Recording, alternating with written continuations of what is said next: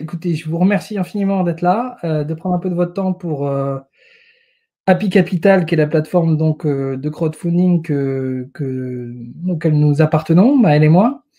C'est une plateforme à impact qui finance les projets à impact, les projets utiles, dont Renjoy fait partie ce soir. Renjoy, fondé par Eric Frandebeuf, qui est à Annecy. Voilà, donc un projet français, une idée pertinente, lumineuse, puisque c'est un premier accessoire pour le vélo, un marché d'1 milliard d'euros par an sur la France seulement, qu'a proposé Renjoy, un accessoire qui permet de se prémunir de la pluie et donc de se déplacer en vélo par tous les temps. Mais c'est qu'un premier produit, enfin c'est qu'un premier produit pour Renjoy qui a l'ambition de se diversifier, mais je ne vais pas plus déflorer ton projet, Eric. Donc voilà, je te laisse une tribune. À mon tour de vous remercier pour votre présence. Donc, je suis le fondateur et dirigeant de la société Renjoy, qui a été créée il y a 1 an, mais qui a démarré commercialement beaucoup plus récemment, en septembre dernier. Alors, le métier de Renjoy, c'est de concevoir, de faire fabriquer et de commercialiser des équipements innovants pour le vélo, contre la pluie et pour la visibilité du cycliste. Alors pourquoi le vélo? C'est bon pour la planète, c'est bon pour la santé, ça permet d'aller plus vite en ville, c'est bon pour le portefeuille aussi. Et puis il y a eu un engouement depuis un certain nombre d'années pour le vélo. Engouement qui, vous n'êtes pas sans savoir, s'est largement accéléré depuis 1 an avec cette crise sanitaire que nous vivons. Et puis, on peut dire également que le vélo électrique a pas mal boosté ce secteur, puisque avec le vélo électrique, on a pu résoudre un certain nombre de problématiques, telles que, par exemple, les distances. On pédale plus fort, mais on va plus loin. Les problèmes de sudation, on pédale moins fort, pardon, mais on transpire moins. Et reste une problématique qu'on n'a pas pu résoudre encore, c'est la problématique de la météo, voilà, plus particulièrement de la pluie. Les études nous disent qu'en France, 70% des gens qui font du vélo régulièrement renoncent à prendre leur vélo en temps de pluie. Alors, vous pourriez me dire, oui, mais il y a les vêtements de pluie. Les vêtements de pluie, on a les vêtements mouillés, on a parfois les cheveux mouillés, le visage mouillé, de la buée sur les lunettes, parfois aussi le nez qui coule. Bref, ce n'est pas une solution pour tout le monde. Et en tout cas, il y a un besoin qui n'est pas complètement comblé par les vêtements de pluie. Il y a aussi ce qu'on pourrait appeler les toits ou capotes pour vélo. Vous pouvez voir quelques dispositifs existants là en bas à droite de la diapo. C'est des produits qui sont complexes à installer, souvent qui nécessitent une notice de type Ikea pour installer ça. Ça s'installe sur le vélo. C'est pas très nomade, c'est assez encombrant et puis c'est vendu que sur les sites internet des marques en présence. C'est pas distribué en magasin. Donc, ce n'est pas largement diffusé. Pour résoudre ce problème, là, ce challenge, on a monté une équipe donc, qui est composée de moi-même, qui a un passé dans le marketing de l'innovation. Et puis également, j'ai déjà été entrepreneur avec ma propre agence de communication. Et donc, mon partenaire R&D, industrialisation et qualité, qui est Benjamin Métavant, qui, dans une précédente vie professionnelle, a créé, a inventé la fameuse tente 2 secondes, qui a révolutionné le marché du camping. Alors, pourquoi Benjamin? Parce que comme toute start-up qui se respecte, j'ai démarré tout seul dans mon garage. Après, avec l'aide d'une couturière, j'ai vite compris que c'était pas mon métier et Benjamin m'a permis donc de déverrouiller un certain nombre de freins techniques. Et dans l'écosystème de l'entreprise, on a terminé un accompagnement de 2 ans dans un incubateur spécialisé qui s'appelle l'OSV Startup Programme.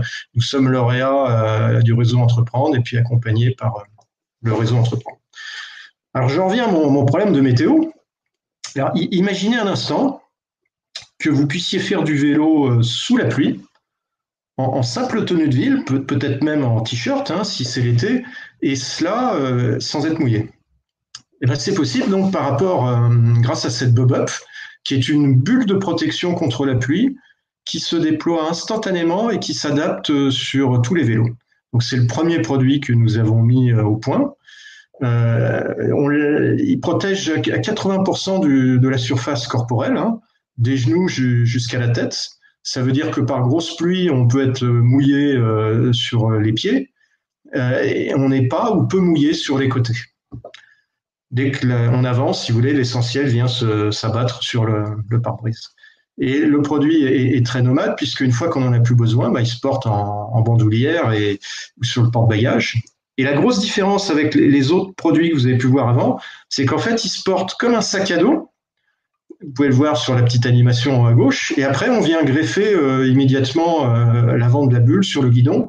Donc, on a résolu tous ces problèmes d'installation complexes, puisque l'accroche principale est dorsale. Ce qui n'empêche pas d'ailleurs d'avoir aussi un sac à dos sous la bulle, hein, si nécessaire. Donc ce produit, on l'a fait avec les utilisateurs pendant près d'1 an. On a rencontré une 50aine d'utilisateurs et avec Benjamin, prototype après prototype, on a pu faire avancer le produit en répondant aux aspirations des utilisateurs, en essayant de voir quelle était leur perception, leurs objections, leurs demandes, leurs souhaits. Et on est allé jusqu'au brevet qu'on a déposé. Donc Benjamin a co-signé le brevet avec moi. Et donc la proposition de valeur, c'est le plaisir de faire du vélo sous la pluie. Voilà. Dans tout le développement produit, il y a une chose qui s'est très rapidement présentée, c'est la question de la prise au vent. Donc, c'est quelque chose qu'on a pris en compte très tôt, à savoir qu'on a modifié le design et puis on a travaillé la structure pour qu'effectivement cette prise au vent soit optimisée. Pour que vous puissiez comprendre en image à quoi ça ressemble, une très courte vidéo de 30 secondes.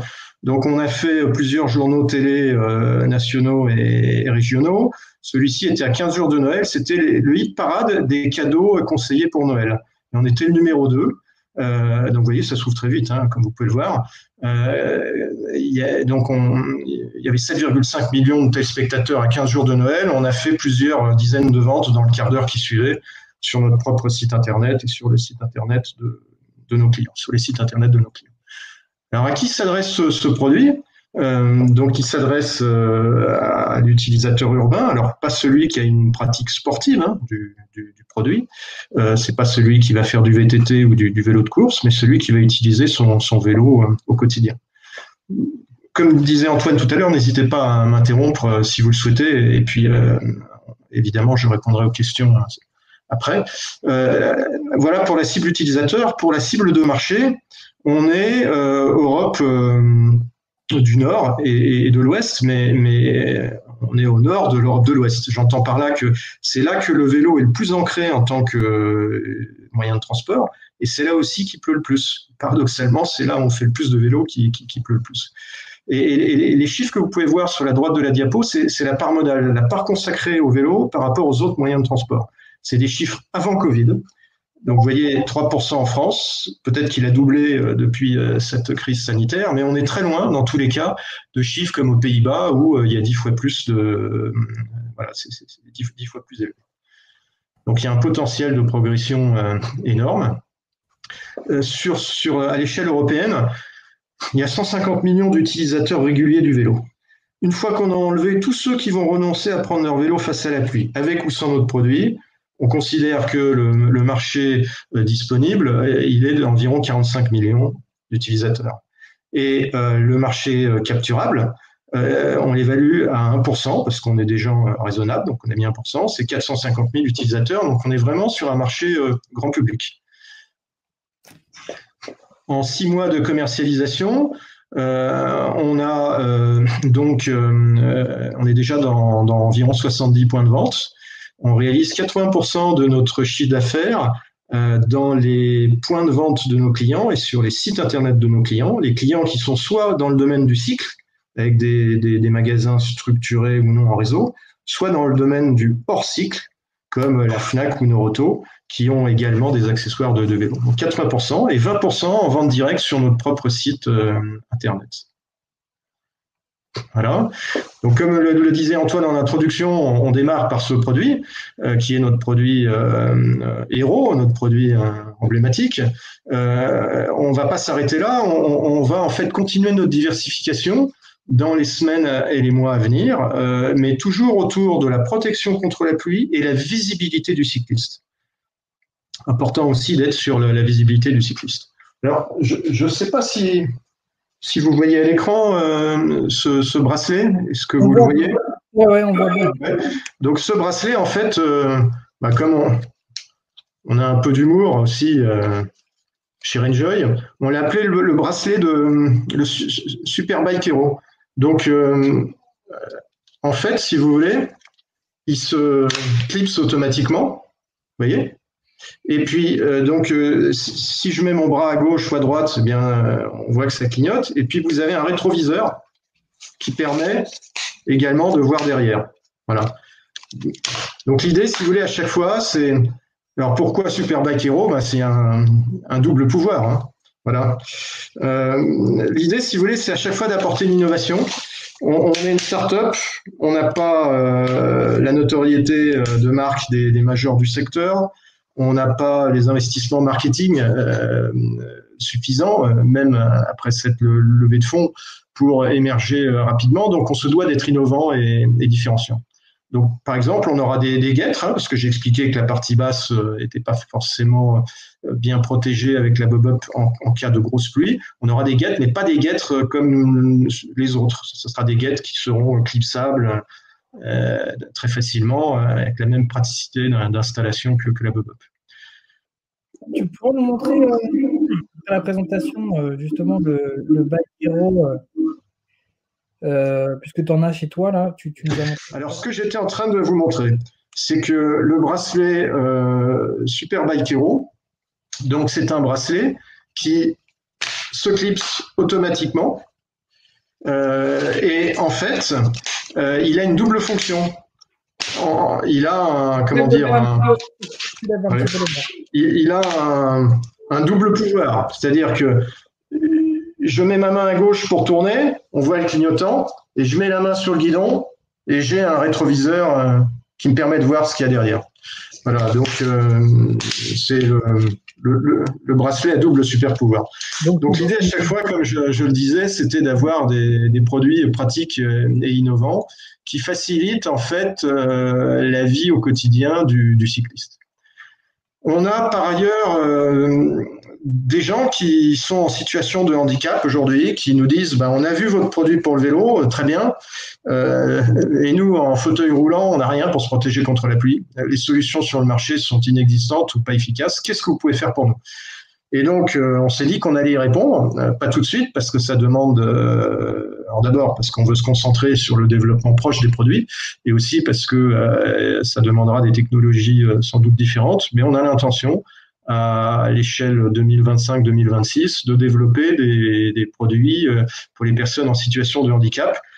À titre personnel, j'ai été également cadre chez Handicap International dans le cadre d'une mission de management de transition et je suis particulièrement sensibilisé à ça, donc c'est quelque chose qui me parle. Voilà, mais c'est du moyen terme. Notre écosystème aujourd'hui, au niveau de la R&D, donc c'est Benjamin qui prend ça en charge. Les produits sont industrialisés en Asie, parce que, en tout cas pour le produit principal, il n'y a pas le savoir-faire en Europe. Et sur des futurs produits, on essaiera de trouver des solutions peut-être plus locales.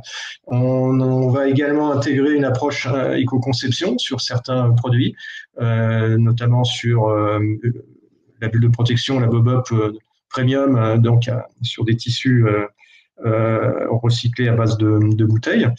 Voilà. Et puis, on a pour le moment externalisé un certain nombre de missions, notamment marketing, en attendant de recruter suite à cette levée de fonds. Donc aujourd'hui, en termes de communication, comme je vous le disais, on a fait plusieurs journaux télé nationaux, régionaux, avec donc un bon démarrage.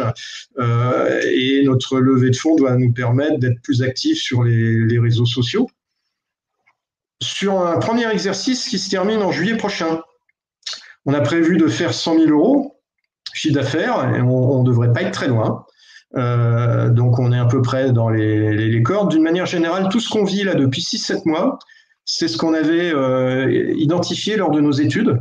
Il n'y a pas de très grosses surprises. Voilà.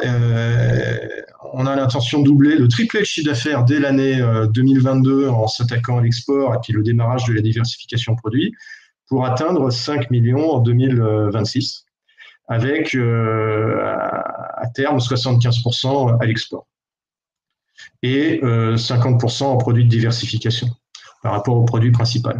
Ce produit principal qu'on a déjà vendu à 1500 unités depuis le début de cette commercialisation, il y a 6 mois. Alors évidemment avec un taux de marge qui est différent quand on attaque, quand on vend à travers des distributeurs ou des revendeurs, contrairement à des ventes directes via notre site internet. Donc, on ambitionne de pouvoir lever 300 000 euros, ce qui correspond à 20% du capital. Et pour faire quoi? Alors, la réponse, sempiternelle réponse, c'est pour accompagner la croissance, oui, mais pourquoi précisément? On est sur un produit grand public, comme je vous le disais, 450 000 utilisateurs à l'échelle d'Europe, donc il faut des moyens importants en marketing pour pouvoir communiquer. Donc ça, c'est un poste important. Un autre poste donc lié au recrutement pour embaucher commercial et administration des ventes et puis de la communication digitale. Et puis, on a aussi des besoins de massification des achats pour regrouper les achats, jouer sur les économies d'échelle. Et donc, il y a besoin de financer un BFR et de la R&D par rapport à la diversification des produits. Voilà. Donc, j'ai été un peu plus court que le temps imparti, mais ça nous permet donc de se consacrer au jeu des questions-réponses. Ce que moi je vous propose à travers ce projet, c'est de contribuer avec nous au développement de la pratique du vélo pour ses effets positifs sur la santé et l'environnement, à travers une innovation donc qui a germé en France et qui ne s'arrêtera pas à ce produit, mais à d'autres solutions efficaces, voilà, et innovantes. Ok, merci beaucoup. C'était très clair. Alors au niveau de la prise de vent, si vous voulez, on a fait en sorte que l'arrière de la bub-up, la bulle de protection, soit plus étroite que l'avant. Donc il n'y a pas l'effet parachute qu'on pourrait craindre. Et puis la bulle, elle ne bouge pas jusqu'à 35 km/h. Au-delà, elle commence à se coucher graduellement et ça permet au vent de glisser et à nouveau d'éviter l'effet parachute. Par contre, et ça on le dit, c'est pas fait pour des vents tempétueux, mais c'est comme le parapluie, si vous voulez, on va pas l'ouvrir quand il fait des vents très forts. Pour ce qui est de la pluie latérale, en fait, quand on avance, l'essentiel de la pluie vient s'abattre sur le pare-brise. Donc on est peu ou pas beaucoup mouillé. Alors donc comme je l'ai montré sur les photos, en fait vous le tenez comme un sac à main, ça fait 40 cm de diamètre, ou alors vous l'accrochez sur le porte-bagages. Voilà, il y a un mode d'accroche qui est tout simple. Voilà, donc soit vous le prenez comme un sac à main, soit vous l'accrochez sur le porte-bagages, et c'est très simple à accrocher. C'est avec une simple bande velcro, et puis un passant qui vient derrière le cadre pour pas que ça ballotte, quoi. Le principe ressemble un peu à la tente Décathlon, non? Alors bien sûr, vous avez compris dans la présentation de l'entreprise, notre ingénieur R&D est l'inventeur de la tente Quechua de Décathlon, et donc il est le co-inventeur de cette bub-up. Donc c'est la même technologie, ouverture instantanée. Par contre, il a fallu donc appliquer ça au vélo avec toutes ces contraintes dont on vient de parler, qu'il a fallu résoudre. Nous considérons que nos vrais concurrents, c'est les concurrents indirects, c'est les vêtements de pluie.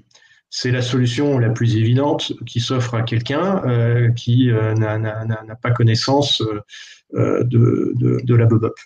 Donc on regarde plutôt ça.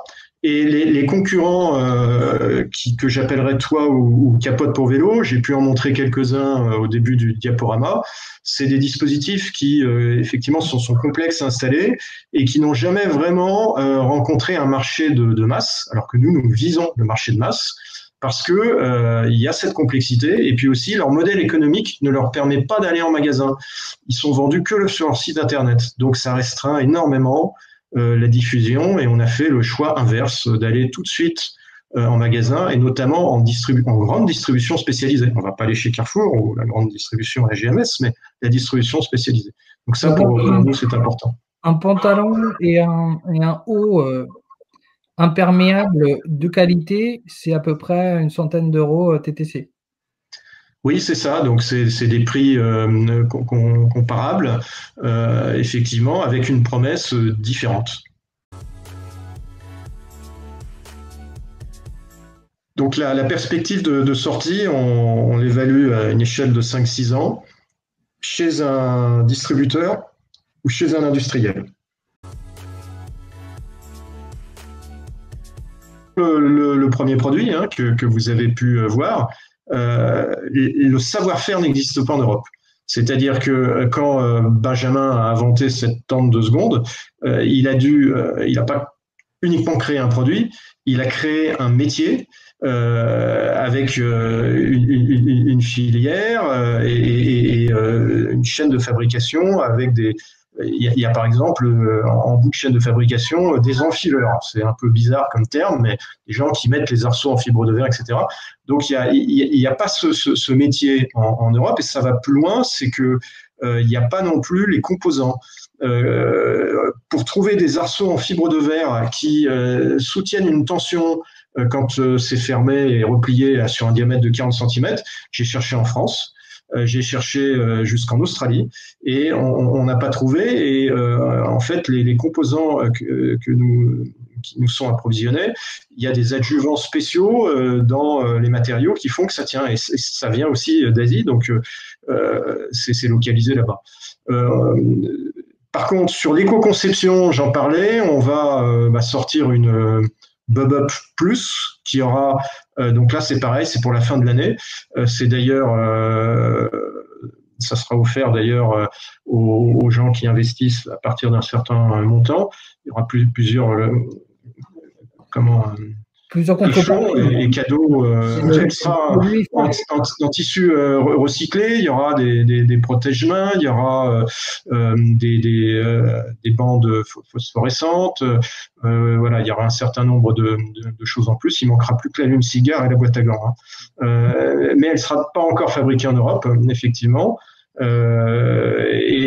a bon espoir sur certains produits d'aller toujours un peu plus loin dans l'éco-conception et pourquoi pas la production Europe, voire française. Alors, donc Decathlon, aujourd'hui, ça serait compliqué dans notre modèle de distribution. On s'adresse à des magasins de vélos qui sont indépendants ou structurés en réseau. Quand ils voient qu'on est à la Fnac, ils tiquent un peu, mais voilà, on leur explique que c'est important d'être largement et rapidement présent. Et donc, si on commence à voir des Bob-Up dans la rue, ce qui commence à se produire là depuis quelques mois dans les grandes villes françaises, et ça c'est tout bénéf pour eux également, puisque ça leur envoie des ventes. Ils acceptent. Decathlon, ça devient plus compliqué pour eux par rapport donc à un différentiel de prix plus marqué. Le modèle économique de Decathlon qui est complètement intégré, puisqu'ils ont leur propre magasin, et puis ils achètent, quand nous on achète en milliers d'exemplaires, ils achètent en centaines de milliers d'exemplaires. Donc le modèle économique fait que ils peuvent proposer des tentes 2 secondes entrée de gamme à 35 €, alors que notre produit est à 120 €. C'est pas le même produit, mais enfin ça peut faire des renvois de notions de prix de marché qui peuvent pas fonctionner, quoi. Donc aujourd'hui, ça semble pas possible. Par contre, vous me posiez la question tout à l'heure d'un éventuel acquéreur sur une échelle 5-6 ans, ça peut être le cas par Decathlon. Mais c'est pas un client potentiel aujourd'hui ou un acquéreur potentiel aujourd'hui en tout cas. Il y a d'autres toits ou capotes pour vélo, il y en a qui sont à 80 €, d'autres à 350 €, mais comme ils ne sont pas vendus en magasin, ils ont un modèle de vente qui n'est pas comparable. Aucun de ces produits n'arrive à être vendu en magasin largement et à un prix comme le nôtre. Après, par rapport aux vêtements de pluie, si vous mettez veste plus pantalon, alors là pareil, veste pantalon de chez Decathlon, on est beaucoup plus cher, mais veste pantalon d'une marque moyen haut de gamme, vendu dans un magasin de vélo, on est comparable. En fait, ce que les utilisateurs nous disent, c'est qu'il vaut mieux avoir un pare-brise en plastique que rien quand il pleut beaucoup, parce que quand on n'a rien, on se prend tout dans le visage, les yeux, donc c'est pas évident. On fait du vélo les yeux à moitié fermés, et quand on a des lunettes, comme je le disais, c'est encore plus gênant. Donc il vaut mieux avoir ça. 80 B2B et 20 B2C en chiffre d'affaires. C'est en fait une technologie qui est à ouverture instantanée, avec des arceaux en fibre de verre, avec le système dit pop-up. Alors tout le monde pense que c'est Decathlon qui l'a inventé et qui a le brevet. En fait, l'invention vient d'un Américain qui avait inventé une tente, je crois, mais plutôt une tente jouet pour enfants. Et quand Decathlon a repris ça, ce qu'ils ont développé, ce qu'ils ont inventé, en fait, c'est, sans rentrer dans le détail, c'est la chambre d'aération en haut de la tente. C'est ça qu'ils ont breveté.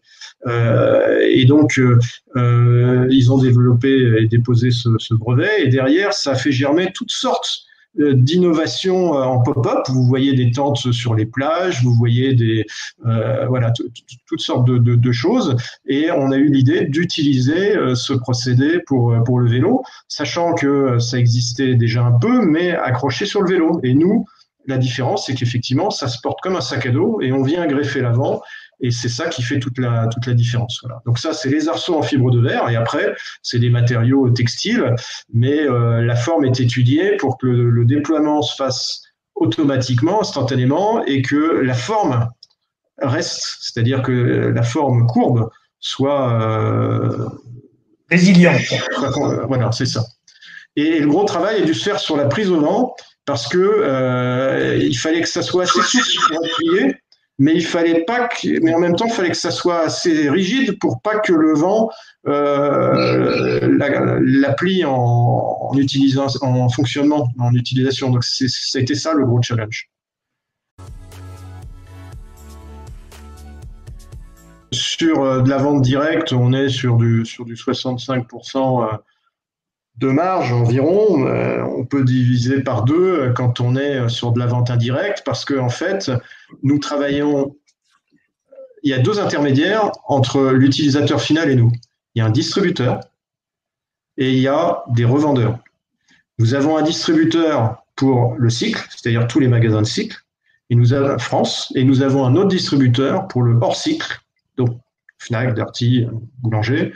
Voilà, donc il y a 2 intermédiaires et nous allons donc démarrer à l'export ces prochains mois. Et là, nous recherchons des distributeurs à l'étranger. Donc là, pareil, il y aura une marge importante qui nous échappera, et qui ira chez ces distributeurs. Et nous serons présents d'ailleurs sur plusieurs salons dès la rentrée pour trouver des distributeurs. 50% du chiffre d'affaires, donc avec ce produit, et 50% dans les produits de diversification.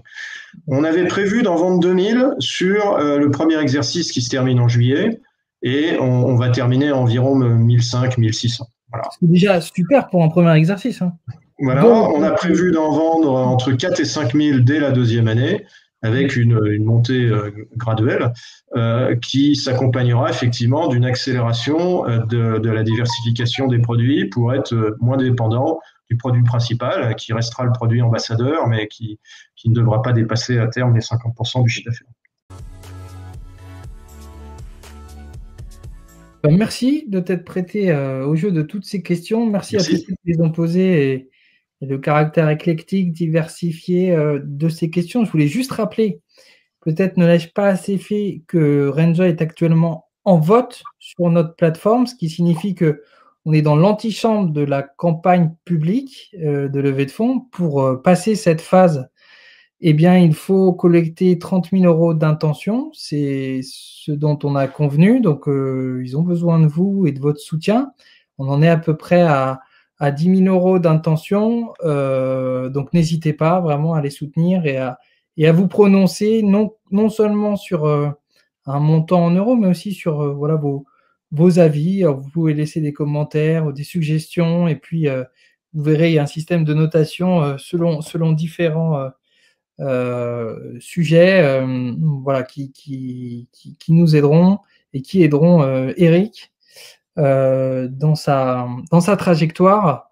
Nous, on est ravis de te soutenir, Eric. On pense que ton projet il est utile à tout le monde, à beaucoup de gens en tout cas. De 150 millions, je lisais là, Maël qui précisait le marché des cyclistes européens. 1 milliard, je rappelle, de marché sur la France seulement en accessoires vélo. Avec les vélos, on est à 3 milliards, donc 2 plus 1. Donc c'est un marché qui prend de plus en plus, autour duquel il y a matière à faire des plus-values ou un business pérenne. En tout cas, c'est notre sentiment. Eric, je te laisse le mot de la fin. Bah, écoutez, merci encore pour votre participation et votre attention. J'espère que on a répondu à toutes vos questions. Je reste disponible donc sur l'adresse que j'ai affichée tout à l'heure ou via l'interface de la page projet sur Happy Capital. Je reste disponible pour répondre à d'autres questions ou à revenir sur certaines questions qui ont pu être posées aujourd'hui. N'hésitez pas.